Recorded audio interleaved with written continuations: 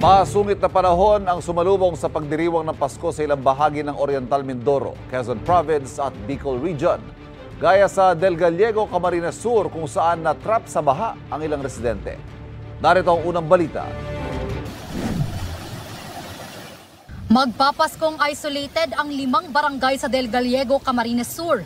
Halos walang tigil ang ulan doon kaya rumagasa na ang baha sa 2 spillway sa bayan. Inabutan din ng baha ang ilang lugar sa Lupi. Ang mga alagang baboy roon kinailangan tuloy ilipat sa mas mataas na lugar. Nakaranas din ng pag-ulan ang ilang bahagi ng Albay kabilang ang Santo Domingo at Legazpi City.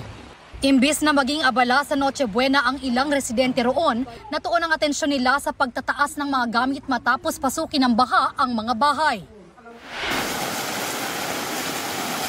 Nagmistulang ilog naman ang kalyeng yan sa Atimonan, Quezon dahil sa pag-agos ng baha.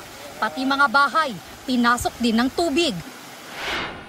Sa bayan ng Perez, hindi madaanan ang spillway dahil sa pag-apaw ng tubig.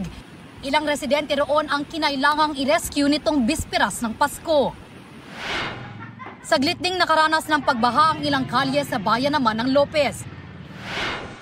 Ang ilang lugar sa Baco Oriental Mindoro, lubog din sa baha dulot ng ilang araw na pag-ulan. Posibleng abutan na raw ng 2025 ang pagbaha, kaya nagdeklara na ng state of calamity ang LGU. Namahagi na ng tulong ang lokal na pamahalaan at DSWD sa mga apektadong residente. Ito ang unang balita. Bea Penlac para sa GMA Integrated News.